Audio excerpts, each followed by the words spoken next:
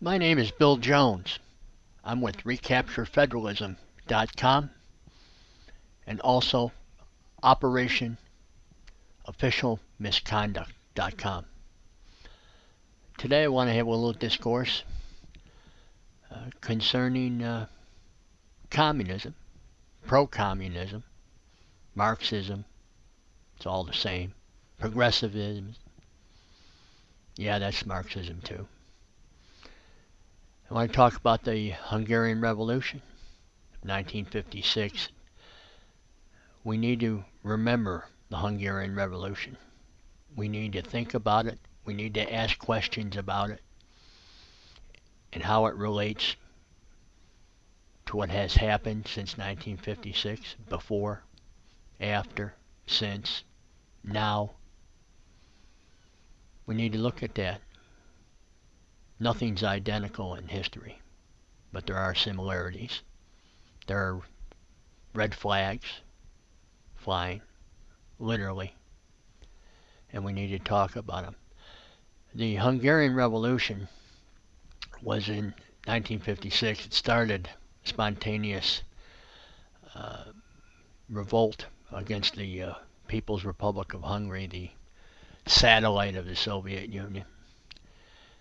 It started on October 23rd and went until November 10th, 1956.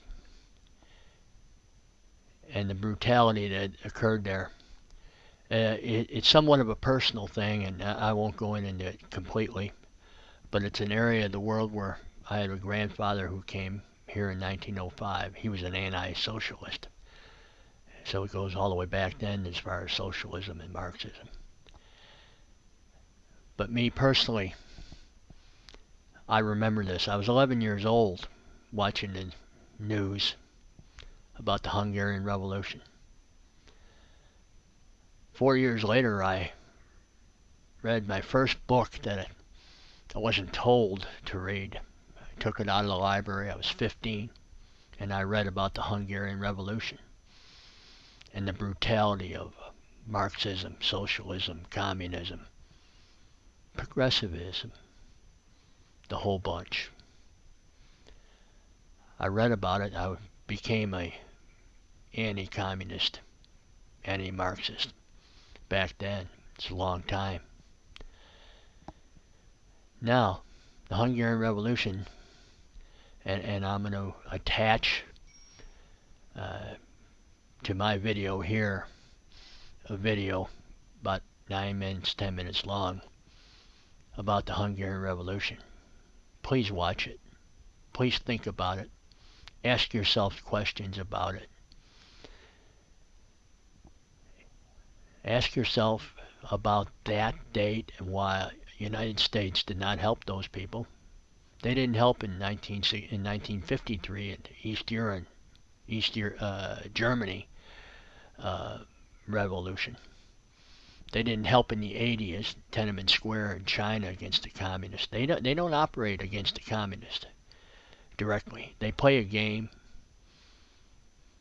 I was in the Navy. We hunted submarines, Soviet submarines. Did they really want to find them? If they found them, what would they do? We found them at times. Did nothing. Of course not. In fact, as you watch the video, you will realize that the United States representatives, and you notice I don't say government, the government's the people, but the representatives collaborated with the Soviets and did nothing, agreed to do nothing, and allowed these people to be enslaved for a long time afterwards. They did nothing in China with Tiananmen Square.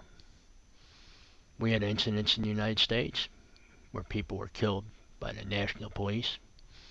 Ruby Ridge, Christians killed at Waco in '93. Who was the administration then? The wife of that administration wants to run for president in 2016. We're going to let him? Let her? Watch this. Ask the questions. Look at it. Don't rely on the media because they're propagandists for the pro-communist. After Stalin's death, Hungary had remained under the ruthless dictatorship of Mátyás Rákosi. Like Stalin, Rákosi killed and imprisoned his rivals, but people were expected to cheer and conform. The new Kremlin leadership disapproved of Rákosi. A senior Soviet official was sent to deal with him. 2 hét múlva jött Mikoyan, az őrmény. Mikoyan, the Armenian wheeler dealer, arrived. Rákosival mentünk ki Rákosért, Rákosi and I went to meet him at the airport and took him back by car. és hoztuk be Mikoyan. Már majdnem beértünk. We were almost at the guest house when Mikoyan turned to Rákosi and said, "The Soviet leadership has decided you are ill." Úgy döntött, hogy maga beteg. Well, Rákosi didn't think he was ill. But of course in those days, illness was a political decision. Politikai alapon döntötték. Mikoyan continued, "You will need treatment in Moscow, so you will have to resign." The Soviets allowed András Hegedűs to remain prime minister. But reformers in the Hungarian Communist Party sought a leader more independent from Moscow. They wanted Imre Nagy to take over. Like Gomulka in Poland, Nagy was seen as a leader who would reform the party.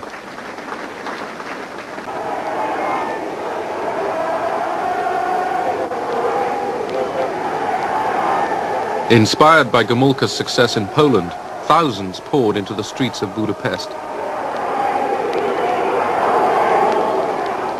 Students and workers demanded free speech, the disbanding of the secret police, and the withdrawal of Soviet troops.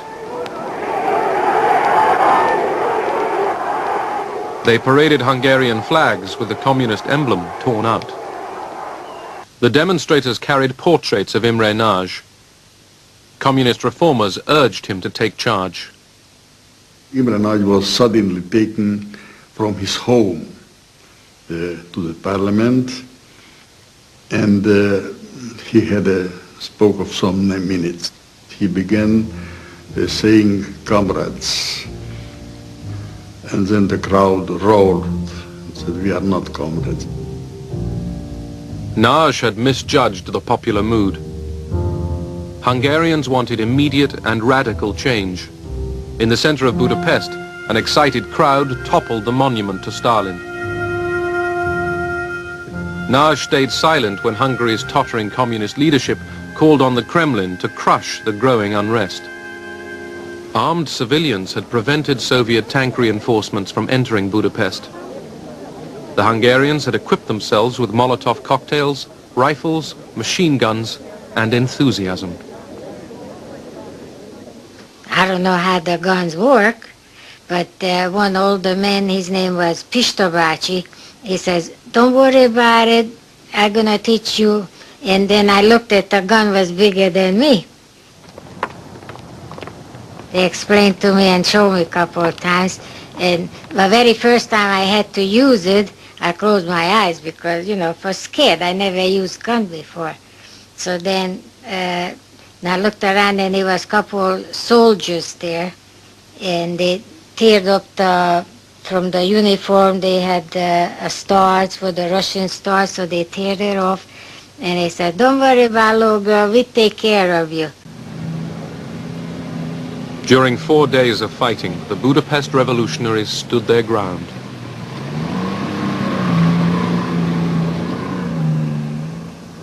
There were heavy losses on both sides.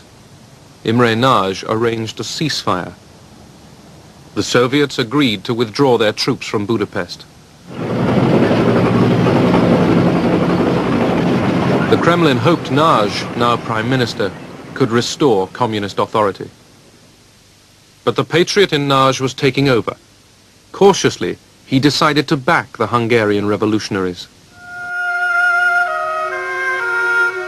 During the fighting in Budapest, many people had taken refuge in cellars. As they emerged, they found much of their city in ruins.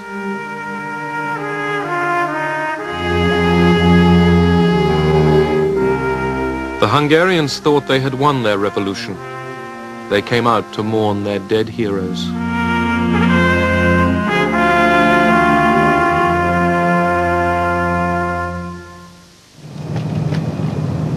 Western correspondents flocked to Hungary to report on a victory. What do you hope will happen now? We hope that our country will be entirely free and we can work and we can have free connections with West. Newspapers. People were enormously optimistic that life had changed.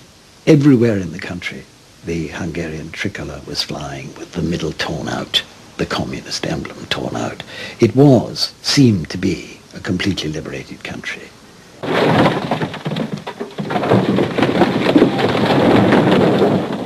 With the Soviet army no longer in the city, the revolutionaries in Budapest took revenge.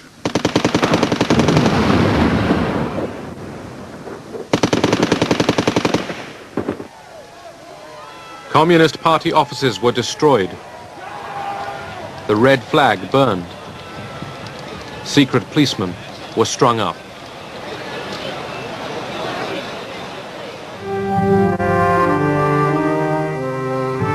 Other communist states, especially China, were urging Khrushchev to use force. It was a very complicated decision to my father. As he told, for 3 or 4 days, he talked with the Chinese, with other representatives, and one time they decided not to use force, then they told no, we have to use force, yes, no, yes, no. At last it was decision yes to use it.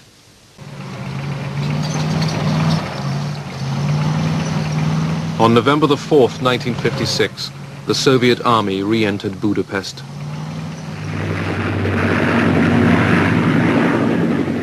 Khrushchev had ordered the attack after the Americans had let him understand that as far as Eisenhower was concerned, Hungary belonged in the Soviet sphere of influence.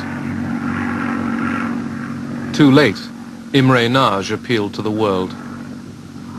Nagy Imre beszél, a Magyar Népköztársaság minisztertanácsának elnöke. Ma hajnalban a szovjet csapatok támadást indítottak fővárosunk ellen, azzal a nyilvánvaló szándékkal, hogy megdöntsék a törvényes magyar demokratikus kormányt. The Hungarian fighters waited in vain for Western help. And the fact that if the West intervened, it ran the high risk of generating a world war, really meant that we didn't want to see physical uprisings. And the policy, at least, was don't create any hopes on the part of the satellite countries that we will intervene. Radio Free Europe, and they were saying, hang on to 3 weeks, 3 more weeks. We come in, we help you. So we fight for the last bullet, the last drop of blood we was holding on to. And what happened was they was lying to us. Nobody came. The Hungarian Revolution was crushed. Thousands were killed in the fighting. Imre Nagy was executed.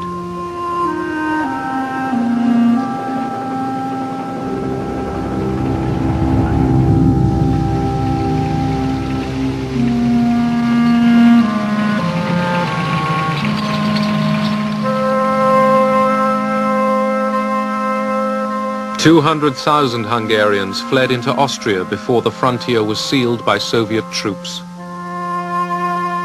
The millions who stayed behind in Hungary were prisoners.